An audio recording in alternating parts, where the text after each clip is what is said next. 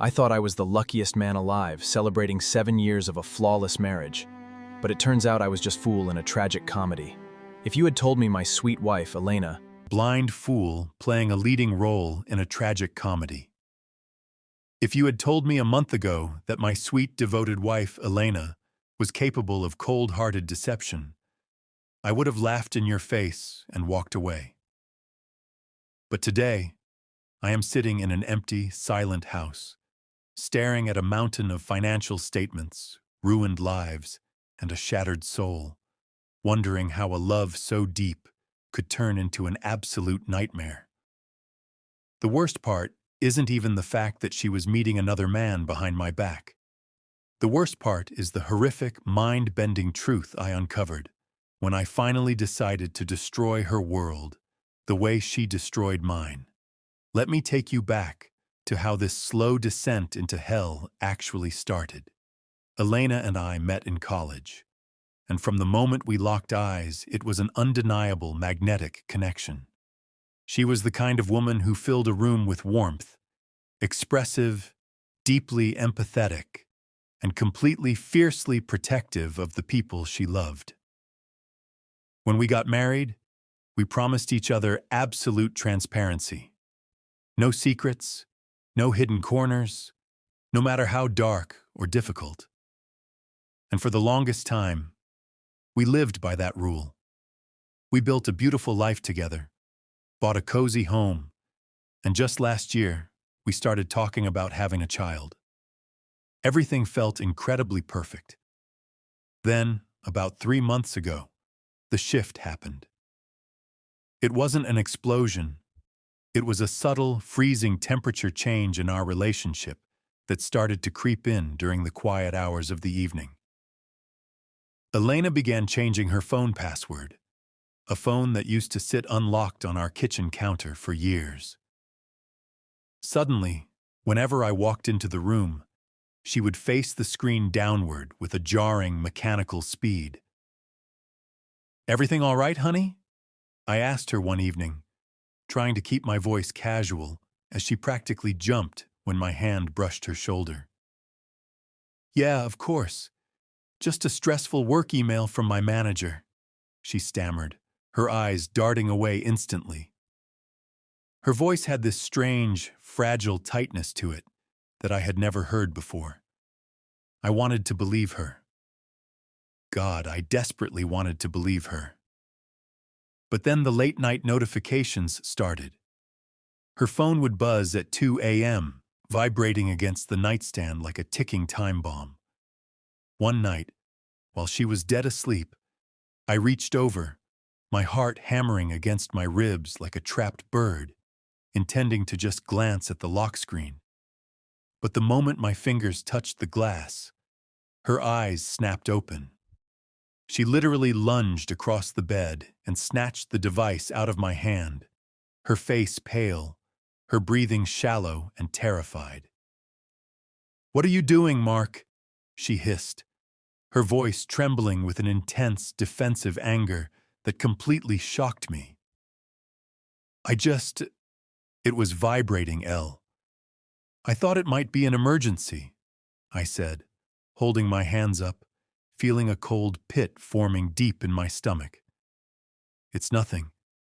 Just leave my things alone. I need some privacy, okay?" Privacy. That was the word that officially broke our unwritten vow. From that night on, the woman I knew seemed to vanish, replaced by a ghost who inhabited her body. She began taking long, hushed phone calls in the walk-in closet, whispering so quietly that all I could hear through the heavy wooden door was a desperate, pleading tone. When I would knock and open the door, she would immediately hang up, wiping away tears that she claimed were just from heavy seasonal allergies. But the final straw, the thing that turned my growing suspicion into pure, unadulterated panic, happened on a Tuesday 3 weeks ago. I came home early from the office to surprise her with takeout from her favorite Italian restaurant. As I pulled my car into the driveway, I saw her through the large living room window. She was pacing back and forth, holding her laptop, sobbing uncontrollably. I rushed to the front door, unlocking it as fast as I could. The moment the lock clicked, she slammed the laptop shut. By the time I walked into the living room, she was desperately trying to smooth down her hair and wipe her cheeks, putting on a hollow, synthetic smile that didn't reach her eyes. "Elena, what is going on? Please, look at me. You've been crying for days. You're barely eating. Talk to me," I begged, dropping the food bags on the table and grabbing her hands. Her fingers were ice cold, shaking violently. "I'm just tired, Mark. The stress at the gallery. It's just getting to me. I swear, I'm fine. Just let me take a hot bath," she whispered, pulling her hands out of my grasp and retreating up the stairs. My mind was spinning out of control. My gut, that primal instinct that never lies, was screaming at me that our marriage was bleeding out from a wound I couldn't see. I sat down on the couch, my head in my hands, feeling the first real waves of anger begin to mix with my sorrow. If she wasn't talking to me, who was she talking to? Who was causing the woman I loved to cry in the dark and treat me like an invading stranger in my own home? I refused to sit by and watch my life crumble without finding out the truth. The next morning, I decided to stop playing the role of the clueless, trusting husband. If she was going to lock me out of her life, I would find another way back in. I didn't want to resort to underhanded tactics, but the agonizing uncertainty was eating me alive from the inside out. I couldn't sleep, I couldn't focus at work, and every time she looked at me with those guarded, distant eyes, I felt a piece of my soul wither away. Since I didn't have her phone password, I realized I had to track her physical movements. Elena drove a compact SUV that we bought together 2 years ago, and the vehicle's primary keys were linked to a shared digital profile on our home computer for maintenance and location-sharing insurance purposes. She had recently turned off the standard location sharing on her phone, claiming it drained her battery, but she completely forgot that the vehicle's built-in GPS log was still tied to my master account. 2 days later, she gave me the perfect opportunity. It was a Saturday morning, and she walked downstairs dressed in casual clothes, her eyes puffy, avoiding my gaze entirely as she poured herself a cup of coffee. "I'm heading out to meet Sarah," she said, her voice flat, referring to her childhood best friend who lived about 40 minutes away. "We're going to spend the day shopping, and I might just crash at her place tonight. We both really need to clear our heads." "A whole weekend?" I asked, trying to keep the tremor out of my voice. "Elle, we haven't spent a real evening together in weeks. Can't Sarah wait?" "No, Mark. She's going through a tough time, and honestly, so am I. I just need some space," she said sharply, grabbing her purse and keys before heading out the door without even offering a goodbye kiss. The moment her car pulled out of the driveway, my heart began to beat like a war drum. I waited exactly 30 minutes before opening my laptop and logging into the vehicle tracking dashboard. My hands were shaking so violently, I could barely type the password. When the map finally loaded, the little blue icon representing her car wasn't moving toward Sarah's neighborhood at all. It was heading deep into the industrial, neglected district on the outer edges of the city, an area filled with abandoned warehouses and cheap, run-down motels. I monitored the screen for an hour. The blue icon finally stopped and remained completely stationary outside a dilapidated, hourly rate motel called the Crimson Willow. My blood ran cold.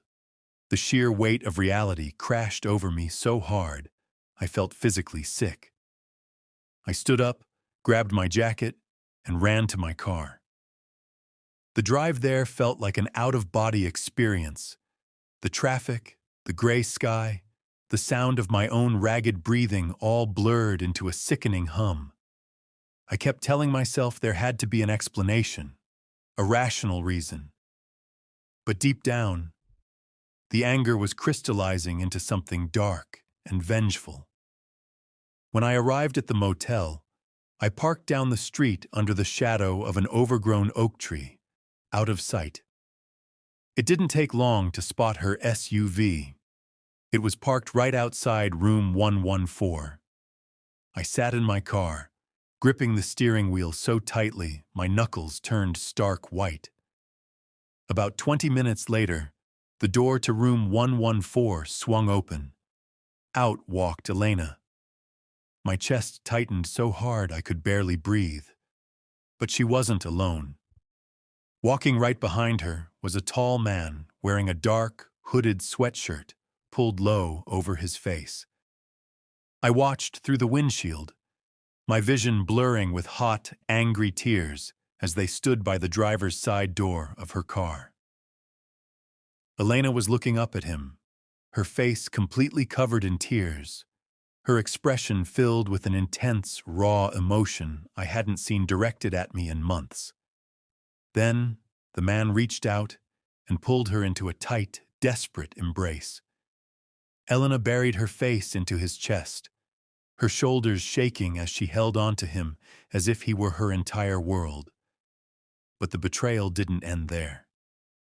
They broke the embrace, and I saw Elena open her purse. She pulled out a thick, heavy manila envelope, the exact size and shape used for large stacks of cash. She handed it to him. He took it, nodded grimly, and stuffed it into his pocket. She kissed his cheek, got into her car, and drove away, leaving him standing there in the gravel parking lot. I felt like my chest had been ripped open. She wasn't just cheating on me. She was funding this man. She was giving away our hard-earned savings, the money we had set aside for our future family, to her secret lover. The sadness vanished in an instant, replaced by a roaring, blinding fire of pure hatred. I wanted to confront her right then and there, to scream at her until my lungs gave out. But a cruel, calculating thought stopped me. No, I thought to myself. She wants to play a double life? I am going to expose her in front of everyone she respects. I am going to destroy her reputation completely. Over the next week, I checked our shared bank accounts. Sure enough, there were massive, successive cash withdrawals totaling over $45,000, all taken out from various ATMs and local branches over the past month. Every time she looked at me at home, acting tired and broken, she was preparing to go see him. I didn't say a word. I acted completely normal, playing the part of the oblivious husband, while silently planning the ultimate public execution of our marriage. Elena's 30th birthday was coming up the following weekend, and her parents had planned a massive family dinner at a high-end restaurant, inviting all our close relatives, aunts, uncles, and family friends. It was the perfect stage. I gathered the bank statements, printed out the vehicle tracking logs showing her multiple visits to that exact motel, and compiled them into elegant wrapped envelopes labeled as special birthday memories. I was going to hand them out to everyone at the table right before making a toast that would strip away her mask forever. The evening of the dinner arrived, suffocatingly tense. The restaurant was beautifully lit, filled with the joyful chatter of Elena's extended family. Her parents, who had always treated me like a biological son, were beaming with pride. Elena sat next to me, dressed in a stunning dark emerald gown, but she looked like a fragile shell of herself, her eyes hollow, her hands trembling underneath the heavy linen tablecloth. Every time she looked at me, I felt a sickening mixture of absolute disgust and twisted anticipation. Midway through the main course, I stood up, tapping my water glass with a spoon. The room gradually fell silent, and all eyes turned to me.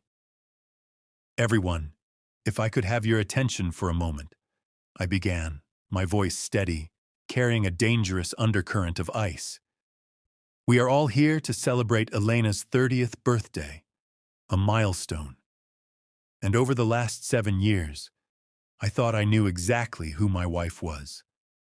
I thought she was a woman of honor, love, and absolute loyalty." Elena looked up at me, a sudden, sharp look of panic flashing across her pale features. She reached out to touch my arm, but I subtly pulled away. "But recently, I discovered that Elena has been keeping an incredible secret from all of us. A secret she has been dedicating all her time, her deepest emotions, and tens of thousands of dollars from our family savings to maintain," I said, my voice rising, cutting through the pleasant atmosphere like a razor blade. "Mark, please, what are you doing?" Elena whispered desperately, her face completely draining of color as she stood up beside me. "I am giving you your birthday present, Elle," I snarled, dropping the polite facade entirely. I reached into my jacket pocket, pulled out the stack of envelopes, and tossed them across the table to her parents and relatives. "Open them. Take a look at where my wife spends her weekends. Take a look at the hourly motels, the secret cash handoffs, and the mystery man she embraces while I'm sitting at home like a pathetic idiot." The room erupted into absolute chaos. Elena's mother gasped, pulling the printed tracking logs and bank statements out of the envelope, her eyes wide with horror. Her father slammed his hands on the table, looking at his daughter in complete disbelief. "Elena, is this true?" her father roared, his voice shaking with anger. Elena didn't look at the papers. She didn't cry out in anger. Instead, she fell to her knees right there on the restaurant floor, burying her face in her hands, her body racked with deep, violent, agonizing sobs. "I'm sorry. I'm so sorry, Mark. I had to. I had no choice," she wept, her voice breaking into a ragged, pathetic screech that suddenly didn't sound like the voice of a guilty, caught cheater. It sounded like the cry of someone who was completely, utterly broken. "No choice? You had no choice but to sleep with another man and steal our future?" I screamed, looking down at her with pure rage. "He is not my lover, you fool!" Elena shrieked, her voice echoing off the restaurant walls, silencing the entire room in an instant. She looked up at her parents, her face streaked with tears and mascara, her eyes reflecting a terrifying, primal terror. "Mom, Dad, Julian is alive." The entire room went completely, deathly still. Elena's mother froze, the papers slipping from her hands, her face turning an ash-gray color. Her father slowly sat back down in his chair, his jaw dropping open, his breath caught in his throat. "What? What did you just say?" her father whispered, his voice cracking. Julian didn't die in that car crash 10 years ago," Elena sobbed, gripping the edge of the table to pull herself up. "He didn't die. He ran. He got involved with incredibly dangerous people, drug cartels in the South, and he owed them hundreds of thousands of dollars. He faked his death to protect us, to keep those monsters away from our family." My anger suddenly stalled, replaced by a cold, confusing wave of disorientation. Julian? Her older brother? The one whose funeral they had held a decade ago, before I even met her. The one whose framed photograph sat on her parents' mantelpiece surrounded by black ribbon. "He found me a month ago, Mark," Elena said, turning her tear-stained face toward me, her eyes filled with a desperate, heartbreaking agony. "He was hiding in that awful motel, battered, bruised, and terrified out of his mind. He told me that if anyone found out he was alive, especially a civilian like you, the people hunting him would use us as leverage. He threatened to kill himself if I told you, because he knew you would go to the police, and the police have people on their payroll. He said if the cartels tracked him to our house, they would slaughter both of us just to get to him. She took a ragged, gasping breath, clutching her chest. I didn't know what to do. I was terrified every single second of the day. Every time I looked at you, I saw a target on your back. I changed my passwords. I took the money. I lied to your face. I did all of it to buy his freedom, to get him fake documentation so he could leave the country forever and finally be safe. I didn't spend a single dime on myself, Mark. I was trying to save my brother's life, and I was trying to keep you alive. The words hit me like a physical blow to the chest. My knees buckled, and I had to grab the back of my chair to keep from falling. The images on the tracking logs, the desperate hugs, the crying, the envelopes of cash, suddenly realigned into a horrific, devastating reality. It wasn't a sordid love affair. It was a terrified sister holding her resurrected, broken brother, trying to shield her husband from a criminal underworld she was entirely unqualified to handle alone. Elena looked at her parents, then turned her gaze to me.